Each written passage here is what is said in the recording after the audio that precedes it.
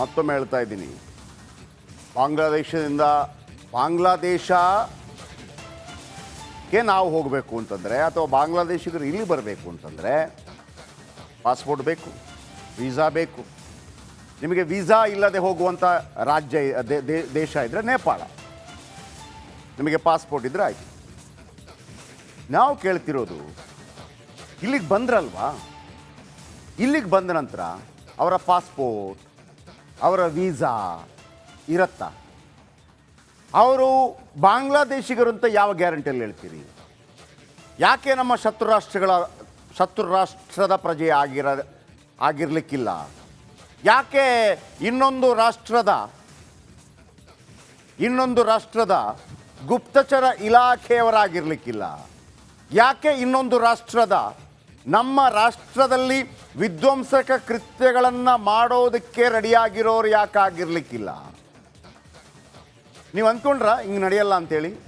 ನಡೆಯುತ್ತೆ. ಅದು ಸೈನ್ಯದ ಕೆಲಸ ಮಾಡುತ್ತೆ. ಎಚ್ಚರಿಕೆಯಿಂದ ಇರಬೇಕಾದವರು ಅವರವರು. ಡಿ ಕೆ ಸುರೇಶ್ ಅವರನ್ನ ಮಾತಾಡಿಸಿದ್ವಿ, ಮಾಜಿ ಸಂಸದ. ಅಕ್ರಮ ನುಸುಳುಕೋರರ ಬಗ್ಗೆ ರಿಪಬ್ಲಿಕ್ ಕನ್ನಡ ಸ್ಟಿಂಗ್ ವಿಚಾರ. ಮೊದಲಿನಿಂದಲೂ ಬಾಂಗ್ಲಾದೇಶದವರು ಗಡಿ ದಾಟಿ ಬರ್ತಾ ಇದ್ದಾರೆ.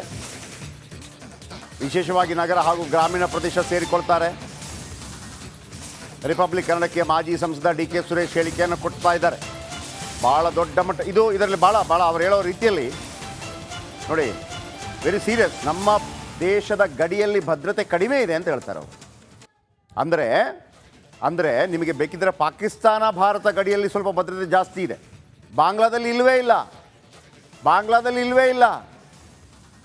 ಜೆ ಪಿ ನಗರ್ ಜಯನಗರ್ ಗೊತ್ತಾಯ್ತಾ? ಹಂಗಿದೆ. ಬನ್ನಿ, ಏನು ಹೇಳಿದಾರೆ ಕೇಳಿಸ್ಕೊಳ್ಳಿ.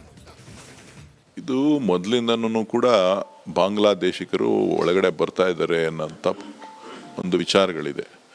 ಅದರಲ್ಲೂ ವಿಶೇಷವಾಗಿ ನಗರ ಪ್ರದೇಶಗಳಿಗೆ ಮತ್ತು ಗ್ರಾಮೀಣ ಪ್ರದೇಶಗಳಿಗೆ ಹೋಗಿ ಸೇರ್ಕೊಳ್ತಾರೆ ಇಲ್ಲಿ ಅಂತಕ್ಕಂಥ ಕೂಗಿದೆ. ಭದ್ರತೆ ಸ್ವಲ್ಪ ಕಡಿಮೆ. ಸೊ ಹಾಗಾಗಿ ಎಲ್ಲರೂ ಕೂಡ ಬರಲಿಕ್ಕೆ ಅವಕಾಶ ಆಗ್ತಾ ಇದೆ.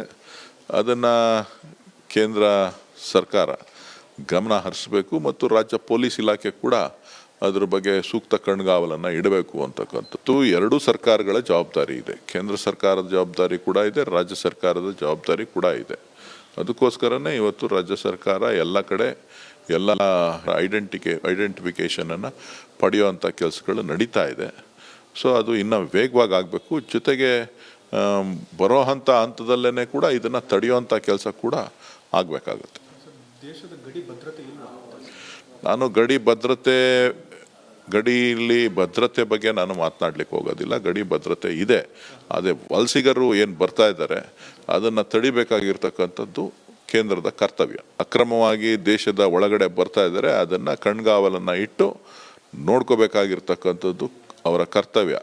ಇದು ಮೊದಲಿಂದನೂ ಕೂಡ ಬಾಂಗ್ಲಾದೇಶಿಗರು ಒಳಗಡೆ ಬರ್ತಾ ಇದ್ದಾರೆ ಅನ್ನೋಂಥ ಒಂದು ವಿಚಾರಗಳಿದೆ. ಅದರಲ್ಲೂ ಮತ್ತೊಮ್ಮೆ ಹೇಳ್ತಾ ಇದ್ದೀನಿ, ಬಾಂಗ್ಲಾದೇಶಕ್ಕೆ ನಾವು ಹೋಗಬೇಕು ಅಂತಂದರೆ ಅಥವಾ ಬಾಂಗ್ಲಾದೇಶಿಗರು ಇಲ್ಲಿ ಬರಬೇಕು ಅಂತಂದರೆ ಪಾಸ್ಪೋರ್ಟ್ ಬೇಕು, ವೀಸಾ ಬೇಕು. ನಿಮಗೆ ವೀಸಾ ಇಲ್ಲದೆ ಹೋಗುವಂಥ ರಾಜ್ಯ ದೇಶ ಇದ್ದರೆ ನೇಪಾಳ, ನಿಮಗೆ ಪಾಸ್ಪೋರ್ಟ್ ಇದ್ದರೆ ಆಯಿತು. ನಾವು ಕೇಳ್ತಿರೋದು, ಇಲ್ಲಿಗೆ ಬಂದ್ರಲ್ವಾ, ಇಲ್ಲಿಗೆ ಬಂದ ನಂತರ ಅವರ ಪಾಸ್ಪೋರ್ಟ್, ಅವರ ವೀಸಾ ಇರತ್ತಾ? ಅವರು ಬಾಂಗ್ಲಾದೇಶಿಗರು ಅಂತ ಯಾವ ಗ್ಯಾರಂಟಿಯಲ್ಲಿ ಹೇಳ್ತೀರಿ? ಯಾಕೆ ನಮ್ಮ ಶತ್ರು ರಾಷ್ಟ್ರದ ಪ್ರಜೆ ಆಗಿರಲಿಕ್ಕಿಲ್ಲ? ಯಾಕೆ ಇನ್ನೊಂದು ರಾಷ್ಟ್ರದ ಗುಪ್ತಚರ ಇಲಾಖೆಯವರಾಗಿರಲಿಕ್ಕಿಲ್ಲ? ಯಾಕೆ ಇನ್ನೊಂದು ರಾಷ್ಟ್ರದ ನಮ್ಮ ರಾಷ್ಟ್ರದಲ್ಲಿ ವಿಧ್ವಂಸಕ ಕೃತ್ಯಗಳನ್ನು ಮಾಡೋದಕ್ಕೆ ರೆಡಿಯಾಗಿರೋರು ಯಾಕೆ ಆಗಿರಲಿಕ್ಕಿಲ್ಲ? ನೀವು ಅಂದ್ಕೊಂಡ್ರ ಹಿಂಗೆ ನಡೆಯಲ್ಲ ಅಂತೇಳಿ? ನಡೆಯುತ್ತೆ. ಅದು ಸೈನ್ಯದ ಕೆಲಸ ಮಾಡುತ್ತೆ. ಎಚ್ಚರಿಕೆಯಿಂದ ಇರಬೇಕಾದವರು ಅವರವರು. ಡಿ ಕೆ ಸುರೇಶ್ ಅವರನ್ನ ಮಾತಾಡಿಸಿದ್ವಿ, ಮಾಜಿ ಸಂಸದ. ಅಕ್ರಮ ನುಸುಳುಕೋರರ ಬಗ್ಗೆ ರಿಪಬ್ಲಿಕ್ ಕನ್ನಡ ಸ್ಟಿಂಗ್ ವಿಚಾರ. ಮೊದಲಿನಿಂದಲೂ ಬಾಂಗ್ಲಾದೇಶದವರು ಗಡಿ ದಾಟಿ ಬರ್ತಾ ಇದ್ದಾರೆ. ವಿಶೇಷವಾಗಿ ನಗರ ಹಾಗೂ ಗ್ರಾಮೀಣ ಪ್ರದೇಶ ಸೇರಿಕೊಳ್ತಾರೆ. ರಿಪಬ್ಲಿಕ್ ಕನ್ನಡಕ್ಕೆ ಮಾಜಿ ಸಂಸದ ಡಿ.ಕೆ. ಸುರೇಶ್ ಹೇಳಿಕೆಯನ್ನು ಕೊಡ್ತಾ ಇದ್ದಾರೆ. ಭಾಳ ದೊಡ್ಡ ಮಟ್ಟ ಇದು ಇದರಲ್ಲಿ ಭಾಳ ಅವ್ರು ಹೇಳೋ ರೀತಿಯಲ್ಲಿ ನೋಡಿ, ವೆರಿ ಸೀರಿಯಸ್. ನಮ್ಮ ದೇಶದ ಗಡಿಯಲ್ಲಿ ಭದ್ರತೆ ಕಡಿಮೆ ಇದೆ ಅಂತ ಹೇಳ್ತಾರೆ ಅವರು. ಅಂದರೆ ನಿಮಗೆ ಬೇಕಿದ್ದರೆ ಪಾಕಿಸ್ತಾನ ಭಾರತ ಗಡಿಯಲ್ಲಿ ಸ್ವಲ್ಪ ಭದ್ರತೆ ಜಾಸ್ತಿ ಇದೆ. ಬಾಂಗ್ಲಾದಲ್ಲಿ ಇಲ್ಲವೇ ಇಲ್ಲ. ಜೆ ಪಿ ನಗರ್ ಜಯನಗರ್ ಗೊತ್ತಾಯ್ತಾ? ಹಂಗಿದೆ. ಬನ್ನಿ ಏನು ಹೇಳಿದಾರೆ ಕೇಳಿಸ್ಕೊಳ್ಳಿ. ಇದು ಮೊದಲಿಂದನೂ ಕೂಡ ಬಾಂಗ್ಲಾದೇಶಿಗರು ಒಳಗಡೆ ಬರ್ತಾ ಇದ್ದಾರೆ ಅನ್ನೋಂಥ ಒಂದು ವಿಚಾರಗಳಿದೆ. ಅದರಲ್ಲೂ ವಿಶೇಷವಾಗಿ ನಗರ ಪ್ರದೇಶಗಳಿಗೆ ಮತ್ತು ಗ್ರಾಮೀಣ ಪ್ರದೇಶಗಳಿಗೆ ಹೋಗಿ ಸೇರ್ಕೊಳ್ತಾರೆ ಇಲ್ಲಿ ಅಂತಕ್ಕಂಥ ಕೂಗಿದೆ. ಭದ್ರತೆ ಸ್ವಲ್ಪ ಕಡಿಮೆ. ಸೊ ಹಾಗಾಗಿ ಎಲ್ಲರೂ ಕೂಡ ಬರಲಿಕ್ಕೆ ಅವಕಾಶ ಆಗ್ತಾ ಇದೆ. ಅದನ್ನು ಕೇಂದ್ರ ಸರ್ಕಾರ ಗಮನ ಹರಿಸಬೇಕು ಮತ್ತು ರಾಜ್ಯ ಪೊಲೀಸ್ ಇಲಾಖೆ ಕೂಡ ಅದ್ರ ಬಗ್ಗೆ ಸೂಕ್ತ ಕಣ್ಗಾವಲನ್ನು ಇಡಬೇಕು ಅಂತಕ್ಕಂಥದ್ದು ಎರಡೂ ಸರ್ಕಾರಗಳ ಜವಾಬ್ದಾರಿ ಇದೆ. ಕೇಂದ್ರ ಸರ್ಕಾರದ ಜವಾಬ್ದಾರಿ ಕೂಡ ಇದೆ, ರಾಜ್ಯ ಸರ್ಕಾರದ ಜವಾಬ್ದಾರಿ ಕೂಡ ಇದೆ. ಅದಕ್ಕೋಸ್ಕರನೇ ಇವತ್ತು ರಾಜ್ಯ ಸರ್ಕಾರ ಎಲ್ಲ ಕಡೆ ಎಲ್ಲ ಐಡೆಂಟಿಫಿಕೇಷನನ್ನು ಪಡೆಯುವಂಥ ಕೆಲಸಗಳು ನಡೀತಾ ಇದೆ. ಸೊ ಅದು ಇನ್ನೂ ವೇಗವಾಗಿ ಆಗಬೇಕು. ಜೊತೆಗೆ ಬರೋ ಹಂತದಲ್ಲೇ ಕೂಡ ಇದನ್ನು ತಡೆಯುವಂಥ ಕೆಲಸ ಕೂಡ ಆಗಬೇಕಾಗುತ್ತೆ. ದೇಶದ ಗಡಿ ಭದ್ರತೆ ಇಲ್ವಾ? ನಾನು ಗಡಿಯಲ್ಲಿ ಭದ್ರತೆ ಬಗ್ಗೆ ನಾನು ಮಾತನಾಡ್ಲಿಕ್ಕೆ ಹೋಗೋದಿಲ್ಲ. ಗಡಿ ಭದ್ರತೆ ಇದೆ.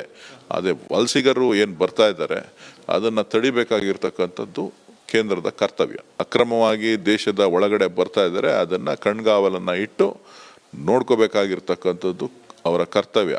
ಇದು ಮೊದಲಿಂದನೂ ಕೂಡ ಬಾಂಗ್ಲಾದೇಶಿಗರು ಒಳಗಡೆ ಬರ್ತಾ ಇದ್ದಾರೆ ಅನ್ನೋಂಥ ಒಂದು ವಿಚಾರಗಳಿದೆ. ಅದರಲ್ಲೂ ವಿಶೇಷ ನಮಸ್ಕಾರ, ಕರ್ನಾಟಕ ಪ್ರೈಮ್ ಟೈಮ್ಗೆ ಸ್ವಾಗತ. ನಾನು ಜಯಪ್ರಕಾಶ್ ಶೆಟ್ಟಿ. ಇಡೀ ಕರ್ನಾಡು ಇವತ್ತು ರೆಬೆಲ್ ಆಗಿ ನಿಂತಿದೆ. ಈ ಹಗರಣಗಳನ್ನು ಸದನದಲ್ಲಿ ಪ್ರಸ್ತಾಪ ಮಾಡಲು ಕೂಡ ಕಾಂಗ್ರೆಸ್ ಹಿಂದೇಟು ಹಾಕಿದ್ದೇಕೆ? ನಿಮ್ಗೆ ಸಂಬಳ ಅದಕ್ಕೆ, ನಿಮಗೆ ವಾಹನ ಅದಕ್ಕೆ, ನಿಮಗೆ ವೆಪನ್ ಅದಕ್ಕೆ, ನೀವು ಅದನ್ನು ಸೆರೆ ಹಿಡಬೇಕಾಗಿತ್ತು. ನೀವು ವಿದ್ಯುತ್ ಬರ ಇದೆ ಅಂತ ಹೇಳ್ತಾ ಇದ್ದೀರಿ. ಎಲ್ಲಿ ಬರ ಇದೆ ನೀವು ಹೇಳಬೇಕು. ಪಾಕಿಸ್ತಾನ್ ಆಕ್ಯುಪೈಡ್ ಕಾಶ್ಮೀರ್ ಅದು ಎಂದೆಂದಿಗೂ ನಮ್ಮದು. 40 ಮೆಷಿನ್ಗಳು ತಂದಿತ್ತು ನೋಟ್ ಎಣಿಸುವುದಕ್ಕೆ, ಅದೇ ಹಾಳಾಯಿತು. ಮಥುರಾದ ಗಲಾಟೆ ಇದೆಯಲ್ಲ, ಅದು ಸ್ಥಳೀಯವಾಗಿ ಕೂತು ಪರಿಹರಿಸಬಹುದಾದಂಥ ಕಾನೂನಿದೆ. ಗ್ಯಾರಂಟಿ ಯೋಜನೆಯಿಂದ ನಷ್ಟ ಆಗಿದೆ, ಲಾಭ ಆಗಿದೆ, ದಯವಿಟ್ಟು ಹೇಳಿ. Dawood Ibrahim most wanted criminal ಯಾವಾಗಾದ ಅಂದರೆ ಇಲ್ಲಿ ತನಕ ಭಾರತ ದೇಶದಲ್ಲಿ ಓರ್ವ ದಲಿತ ಪ್ರಧಾನಿಯಾದಂಥ ಇತಿಹಾಸವೇ ಇಲ್ಲ. ರಿಪಬ್ಲಿಕ್ ವರ್ಲ್ಡ್ ಆಪ್ ಇದು ಕೇವಲ ಅಪ್ಲಿಕೇಶನ್ ಅಲ್ಲ, ಸಮಗ್ರ ಸುದ್ದಿಗಳ ಸಂಪರ್ಕ ಮಾರ್ಗಕ್ಕೆ ಕ್ರಾಂತಿಕಾರಿ ಬದಲಾವಣೆ. ರಿಪಬ್ಲಿಕ್ ವರ್ಲ್ಡ್ ಆಪ್ ಕೇವಲ ಸುದ್ದಿ ಅಪ್ಲಿಕೇಶನ್ ಅನ್ನ ಪರಿಚಯ ಮಾಡ್ತಾ ಇಲ್ಲ, ಬದಲಾಗಿ ಡಿಜಿಟಲ್ ಸುದ್ದಿ ಬಳಕೆಯ ಹೊಸ ಯುಗಕ್ಕೆ ನಾಂದಿ ಹಾಡ್ತಾ ಇದೆ. ಇದೊಂದು ಬ್ರೇಕಿಂಗ್ ನ್ಯೂಸ್, ಪ್ರಭಾವಶಾಲಿ ಕಾರ್ಯಕ್ರಮಗಳಿಗೆ ಗಟ್ಟಿಯಾದ ವೇದಿಕೆ. ರಿಪಬ್ಲಿಕ್ ವರ್ಲ್ಡ್ ಅಪ್ಲಿಕೇಶನ್ ಈಗ ಲೈವ್ ಆಗಿದೆ. ಗೂಗಲ್ ಪ್ಲೇ ಸ್ಟೋರ್ ಮತ್ತು ಆಪಲ್ ಆಪ್ ಸ್ಟೋರ್ ಎರಡರಲ್ಲೂ ಲಭ್ಯವಿದೆ. ಈಗಲೇ ಡೌನ್ಲೋಡ್ ಮಾಡಿ.